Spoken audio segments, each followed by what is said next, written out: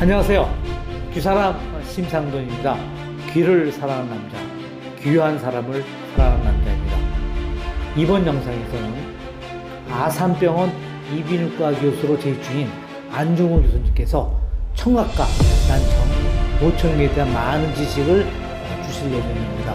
특히 안종호 교수님께서는 이어드림이라는 유튜브 채널에서 많은 구독자를 가지고 계십니다. 특히 청각과 난청, 보청기에 대한 지식이 필요하신 분들은 많은 구독을 하고 있는 것으로 알겠습니다. 이번 영상에서는 난청과 청각, 보청기에 대한 많은 정보를 여러분들에게 드려드리니까 많은 구독을 바라겠습니다. 자, 그럼 안종호 교수님께서 아주 특별한 강의를 시작하겠습니다. 안녕하세요. 서울 아산병원 이비인후과 교수 안종호입니다. 이번 강의에서는 날씨가 쌀쌀해지면 늘어나는 병인 돌발성 난청에 대해서 지금까지 연구된 최신 지식들과 특히 고압산소 치료에 대해서 말씀드리겠습니다. 강의 순서는 다음과 같습니다. 우선 돌발성 난청의 기본 지식을 복습하고 서울 아산병원의 돌발성 난청 환자 치료 경험을 말씀드리겠습니다. 또한 논문 검색을 통해 주로 우리나라 연구 결과들 중 최신 자료를 중심으로 소개해드리겠습니다. 그리고 돌발성 난청의 치료, 특히 미국 이비인후과 학회에서 발표한 2019년 치료 가이드라인을 말씀드리고 마지막으로 고압산소 치료에 대해서 말씀드리겠습니다.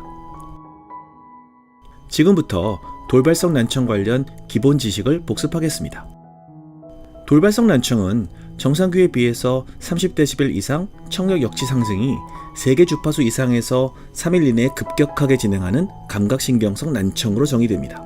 그런데 실제 진료할 때에는 이보다 더 좋은 청력을 보이는 환자들이 있죠. 그래서 저는 단순히 귀가 먹먹한 것이 아니라 불편한 귀가 단 한 개의 주파수에서라도 정상 귀에 비해서 15dB 이상 악화된 경우 돌발성 난청을 의심해서 적극적인 치료를 고려할 것을 권유드립니다. 돌발성 난청의 발생 빈도는 대략 인구 10만 명당 5 내지 20명의 환자가 발생한다고 합니다. 그래서 이비인후과 외래 진료 환자의 2 내지 3%를 차지합니다. 그래프에서 보시는 것처럼 남녀 간의 차이는 크지 않고 연령이 증가할수록 돌발성 난청의 발생 건수가 증가합니다. 제가 예전 대한이과학회의 정도관리위원회를 맡고 있을 때 수행했던 전국 병의원 대상의 돌발성 난청의 진단과 치료에 대한 설문조사 결과입니다. 전국 53개 병원이 설문에 응해주셨는데 간략하게 결과를 요약해드리면 1년에 40명 이상의 환자들을 진료하고 난청 발생 한 달 이내까지는 진료를 하시는 것으로 조사되었습니다.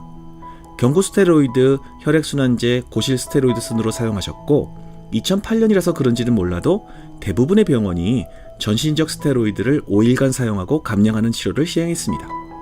대부분의 병원이 치료 후 3개월 정도는 약물 치료를 하고 1차로 전신 스테로이드 치료 후 청력 호전이 없는 경우 고실내 스테로이드 주입술을 시작한다고 응답하였습니다. 10년 전의 설문조사인데 현재와 큰 차이는 없지만 스테로이드 사용 기간은 다소 짧지 않았나 생각합니다. 돌발성 난청의 치료를 시작하기 전에 지금까지 연구 결과들을 바탕으로 환자에게 청력 호전의 가능성을 설명해 줄 수 있습니다. 잘 알려진 돌발성 난청의 예후에 관련된 인자로는 너무 어리거나 40세 이상인 경우 난청이 좋아질 가능성이 낮습니다. 난청이 심할수록 난청이 좋아질 가능성이 낮습니다. 어지럼이 있을 경우 역시 난청이 좋아질 가능성이 낮고요. 어음 분별력이 나쁠수록 당연히 난청이 좋아질 가능성이 낮습니다.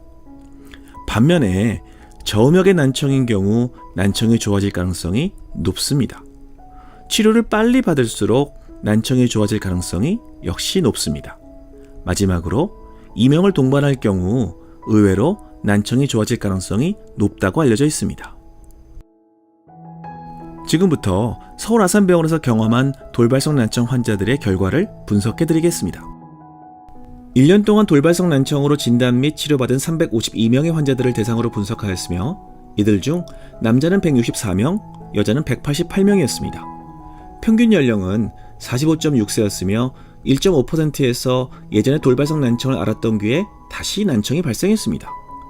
양쪽 귀에 동시에 난청이 온 경우가 3.2%였고 이전에 반대쪽 귀에 돌발성 난청을 앓았던 경우가 7.6%였습니다.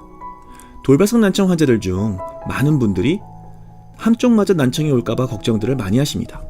그 경우 8% 정도의 가능성으로 올 수 있다고 설명해 주시는 것이 좋을 것 같습니다.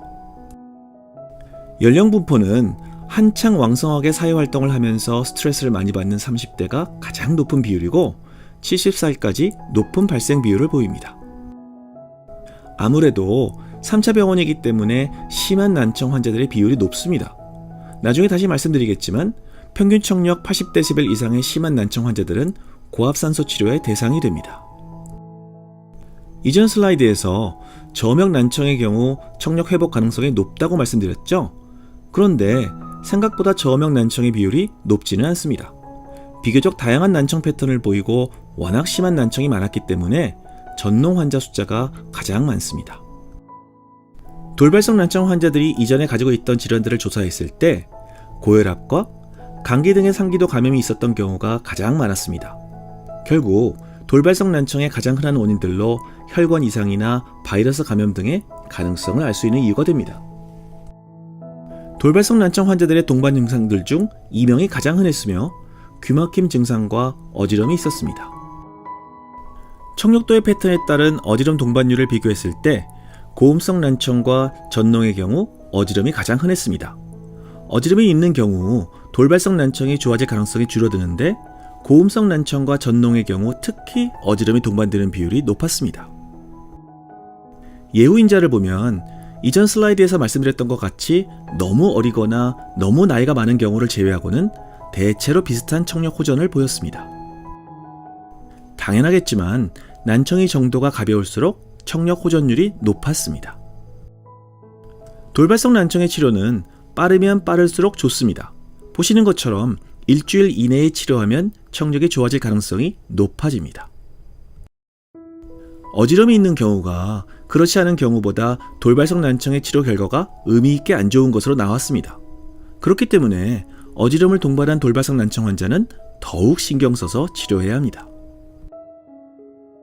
제가 펍메드 검색을 해서 우리나라 연구자들의 돌발성 난청 관련 논문들을 정리해 보았습니다. 우리에게 잘 알려진 질환들과 돌발성 난청 간의 상관관계에 대해서 잘 정리한 코호트 연구들이 있어서 소개해 드리겠습니다. 우리나라 국민들 중 2002년부터 2013년까지 약 100만 명의 코호트 샘플을 대상으로 시행한 연구들입니다. 대단위로 시행 분석한 결과이기 때문에 어느 정도 우리나라 사람들에 맞춰서 일반화해서 생각해도 좋을 것 같습니다. 우선 942명의 수면 무호흡증으로 진단받은 환자들을 9년 동안 추적 관찰한 결과 여성 혹은 중년의 수면 무호흡증 환자들에서 메니에르 병의 발생 빈도는 높았지만 돌발성 난청은 일반인들과 큰 차이가 없었다는 연구 결과입니다. 다음은 45,114명의 편두통 환자들에서 돌발성 난청이 발생할 가능성이 의미 있게 높았다는 연구 결과입니다. 편두통은 혈관계의 문제이기 때문에 충분히 돌발성 난청과도 관련이 있을 것으로 생각합니다. 다음은 성인 류마티스 관절염 환자 7,619명을 대상으로 돌발성 난청의 발생 비율을 분석했을 때 정상인에 비해 의미 있게 발생률이 높았으며 특히 50세 이상에서 매우 높았다는 보고입니다. 돌발성 난청의 원인들 중 하나가 자가면역 이상으로 알려져 있는데 이를 증명해주는 연구이네요. 또한 50세 이상 68,241명의 골다공증 환자들을 대상으로 돌발성 난청의 발생률을 분석했을 때도 역시 정상인에 비해 의미 있게 발생률이 높았다는 연구 결과입니다. 골다공증은 이석증을 잘 일으키는 것뿐만 아니라 돌발성 난청도 잘 일으키는 것을 알 수 있습니다. 임신 중 고혈압이 생기면 산모와 태아의 건강에 나쁘죠? 그래서 임신과 돌발성 난청의 관계를 분석했습니다. 63,331명의 임신 혹은 출산 후 1년 이내의 임산부를 대상으로 조사했을 때 동일 연령대의 다른 여성들에 비해서 다행히 돌발성 난청의 발생률이 높지 않았습니다. 반면에 154명의 돌발성 난청 환자들을 이후 11년간 추적 관찰한 결과 난청이 없었던 환자들에 비해서 심혈관계 질환의 발생 비율이 높았고 특히 뇌졸중의 발생이 높았다고 합니다. 돌발성 난청 환자들은 이후에도 혈압 관리에 노력해야 합니다. 돌발성 난청 관련 연구를 추가해서 말씀드리겠습니다. 스테로이드가 혈당 수치를 엄청 올리기 때문에 당뇨병이 있는 환자들은 전신 스테로이드를 사용할 때 신중해야 합니다.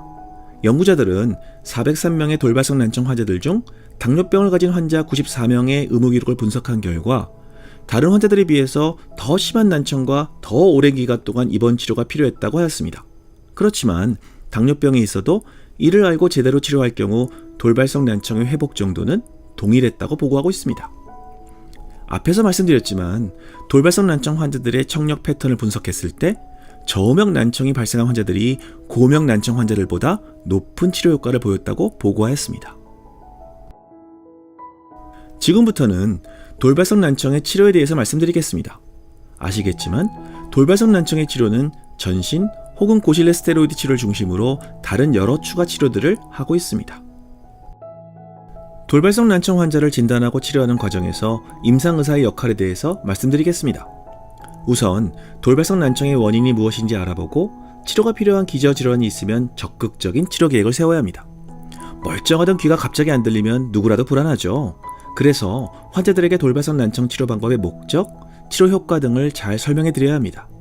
일단 돌발성 난청으로 진단하고 치료하기로 결정했으면 정확한 용량의 약물 사용으로 적극적으로 치료해야 합니다.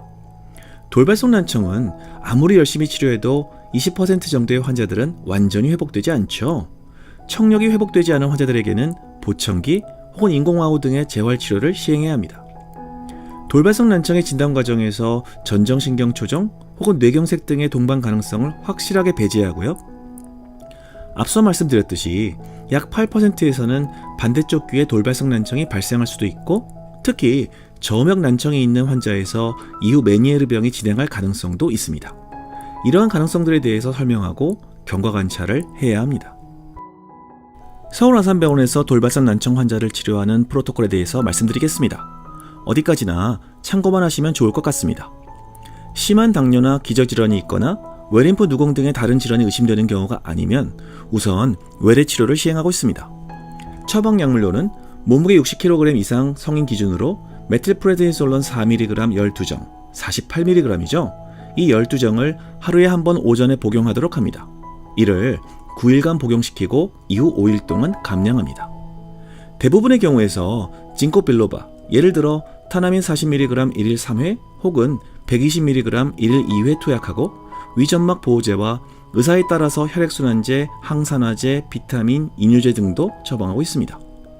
고압산소 치료는 앞서 말씀드렸듯이 예전에는 입원 치료로 시행하였으나 요즘에는 환자가 매일 병원을 방문할 수 있다면 외래에서도 시행하고 있습니다. 고압산소 치료는 하루 2시간씩 매일 시행하는데요. 5일에서 7일 정도 시행하고 있습니다. 1차 치료는 전신 스테로이드 복용 2주일 동안 이루어집니다. 2주째 외래에서 청력 검사를 시행해서 만약 청력 호전이 기대한 만큼 없다면 고실내 스테로이드 주입술을 시행하고 있습니다. 고실내 스테로이드 주입술은 덱사메타존액 반감기를 고려해서 2일에 한 번씩 총 5회를 시행합니다. 전신 스테로이드 1차 치료에서 효과가 없다고 전신 스테로이드를 반복하지 않습니다. 대신 타나민 등의 혈액순환제, 비타민, 허브 등은 필요시 지속적으로 처방을 합니다. 돌발성 난청 환자는 석 달 동안 경과 관찰을 한 뒤 치료 종료 및 보청기 등의 청각 재활 치료 여부를 결정합니다. 자, 지금부터 돌발성 난청 치료를 하면서 몇 가지 궁금할 수 있는 질문들에 대해서 답해 보겠습니다. 첫 번째 질문, 돌발성 난청을 치료 안 해도 좋아질까입니다. 간혹 갑자기 안 들렸는데 다시 잘 들리게 되었다는 환자들도 있죠. 특히 내림프 수종을 가진 메니에르 환자에서 흔한 것 같습니다.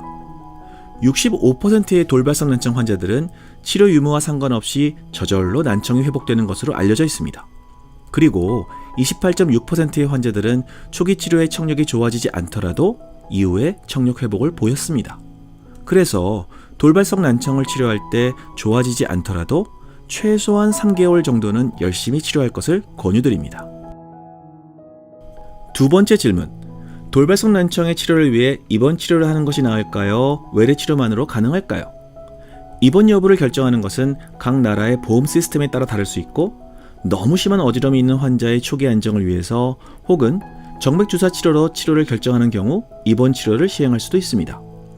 2009년 대한이과학회 조사에서는 65%의 병원에서 입원 치료를 권유했다고 응답하였지만 현재는 더 적은 병원에서 입원 치료를 할 것으로 생각되고 서울아산병원의 경우 고압산소 치료를 시행한 초기에는 입원 치료를 시행하였으나 현재는 외래 치료로도 시행하고 있습니다.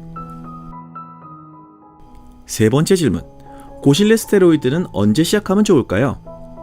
제가 2008년에 돌발성 난청 환자의 치료로 전신적 스테로이드와 고실내 스테로이드를 동시에 시행했는데 전신적 스테로이드 치료만 받은 환자들에 비해서 큰 치료 효과는 없었습니다. 그래서 현재 저희 병원은 고실내 스테로이드 주입술은 2차 치료로 사용하고 있습니다. 반면에 서울대 김영호 교수님 연구팀에서 보고한 논문에서는 심한 난청을 보이는 돌발성 난청일수록 고실내 스테로이드 주입술을 전신 스테로이드에 더해서 치료한 경우가 더 효과적이었다고 보고하였습니다. 고실내 스테로이드 주입술은 별다른 부작용이 없는 치료이기 때문에 치료하는 의사와 환자가 잘 상의해서 치료 시기를 결정하는 것이 좋을 것 같습니다. 네 번째 질문입니다. 전신 스테로이드는 하루에 한 번 복용하는 것이 나을까요? 나누어서 아침, 저녁으로 복용하는 것이 나을까요? 제가 전공의 시절에는 스테로이드를 아침, 저녁으로 나누어 복용하는 것이 정석인 것으로 배웠습니다만 이는 잘못된 치료입니다. 최신 연구 결과에서도 같은 양의 스테로이드를 하루에 한 번 복용시킨 군과 두 번으로 나누어 복용시킨 군의 청력 호전 결과를 분석했을 때 한 번에 복용시킨 군에서 의미 있게 청력이 좋아졌다고 보고하였습니다. 현재 전 세계 대부분의 이비인후과에서는 하루에 한 번 스테로이드 복용 치료를 하고 있으며 이 강의를 보시는 선생님들도 하루에 한 번 전신 스테로이드 용법을 사용하시기 바랍니다. 다섯 번째 질문으로는 돌발성 난청 환자 치료 후 청력 회복이 되지 않았을 때 청각장애 진단에 대해서 말씀드리겠습니다. 청각장애 진단을 받기 위해서는 난청이 더 이상 좋아지지 않는다는 판단이 필요합니다. 그래서 돌발성 난청 발생 6개월 이후 청력을 평가해서 청각장애 진단 자격을 판단하게 됩니다. 물론 청각장애 진단을 위해서는 양쪽 귀에 난청이 있어야 합니다. 지금부터 2019년 9월에 미국 이비인후과 학회 공식 저널인 오토라링골러지 헤드앤넥 서저리를 통해 발표한 돌발성 난청의 임상 진료 지침에 대해서 말씀드리겠습니다. 이 지침은 2012년 발표한 기존의 진료 지침을 수정한 개정판인데요. 이번 가이드라인을 작성하기 위해 학문적으로 인정받은 273개의 논문을 참조했는데 제 논문이 이들 중 2개가 실려서 개인적으로는 뿌듯합니다. 물론 치료 가이드라인이 정답은 아닙니다만 그동안 발표된 여러 연구 문헌들의 리뷰를 통해서 돌발성 난청의 진단과 치료에 대한 근거 중심의 권고안을 제시하는 것입니다. 미국 이비인후과에서 제안하는 돌발성 난청 치료의 프로세스입니다. 우선 급작스럽게 안 들려서 병원을 방문한 환자를 진료하고 중이염 등의 전음성 난청인지를 확인한 뒤 뇌신경학적 검사 후 필요시 뇌CT와 피검사를 시행하고 청력검사를 시행합니다. 청력검사를 통해서 뇌신경 병변인지 감별한 다음 환자에게 돌발성 난청에 대한 설명과 앞으로 치료 과정에 대해서 설명합니다. 이제 치료 방법을 선택함에 있어서 우선 난청이 발생한 지 2주 이내인지 확인하고 2주 이내인 경우 전신 스테로이드와 심한 난청인 경우 고압산소 치료를 시행한 다음 청력 회복 여부를 판단하여 회복되지 않았을 경우 우선 난청 발생 한 달 이내이면 고압산소 치료 혹은 고실내 스테로이드 주입술을 시행하여 회복 여부를 최종적으로 확인한 다음 보청기 등의 청각 재활 치료를 계획합니다. 반면에 1차 치료에서 청력 회복이 안 되었을 경우 난청이 발생한 지 한 달 이상 지났을 때에는 고압산소 치료 대신 고실내 스테로이드 주입술만 시행합니다. 이후 청각 재활 과정은 동일합니다.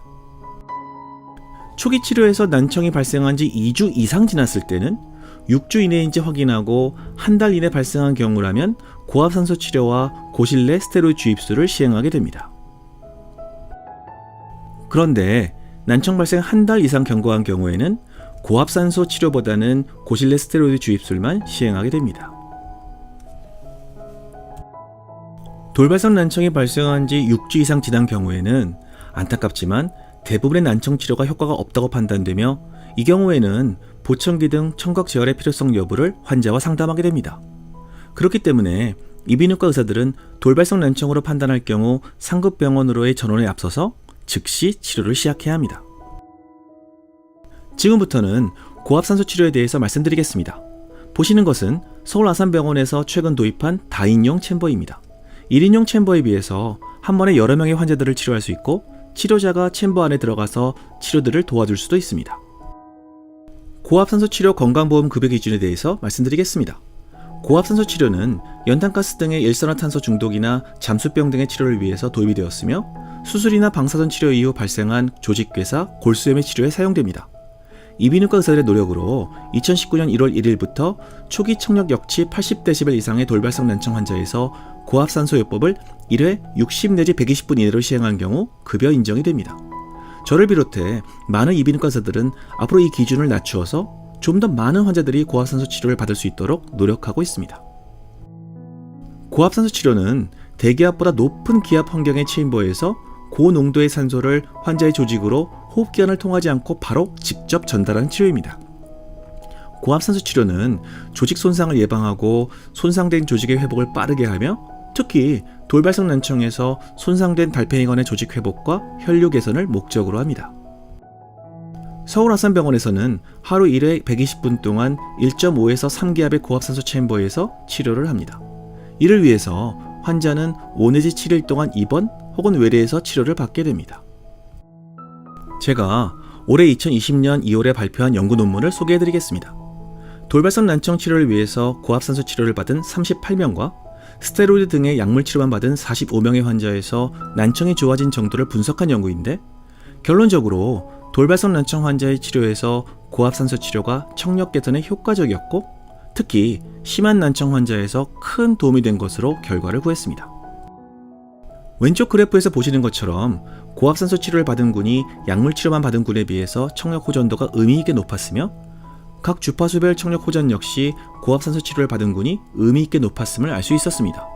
그래서 저희는 앞으로도 돌발성 난청 치료에 적극적으로 고압산소 치료를 시행할 예정이고 특히 적응증을 좀 더 낮추어서 보다 많은 환자들이 치료받을 수 있도록 노력하고 있습니다.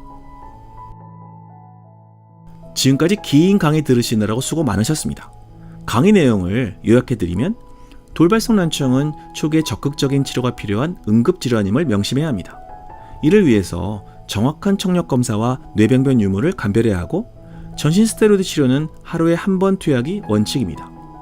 모든 치료 후에도 청력 호전이 없는 경우에는 적극적인 청각 제어를 치료를 해야 되고 80dB 이상의 심한 돌발성 난청인 경우에는 고압산소 치료를 우선 고려해야 합니다. 이번 동영상에서는 보다 건강하게 음주를 즐길 수 있는 방법에 대해서 말씀드리려고 합니다. 제가 예전 동영상에서 보여드린 적이 있는데 제 연구실에 걸려있는 액자에 주여 할 수 있는 일을 더 잘할 수 있게 제게 커피를 주시고 할 수 없는 일에 절망하지 않도록 와인을 주십시오의 두 번째 문장처럼 저는 할 수 없는 일에 절망하지 않도록 와인을 비롯한 술을 마실 때가 있습니다. 술은 인류의 역사에 가장 오랜 동반자라고 할 수 있습니다. 술은 누가 최초로 어떻게 만들었을까요?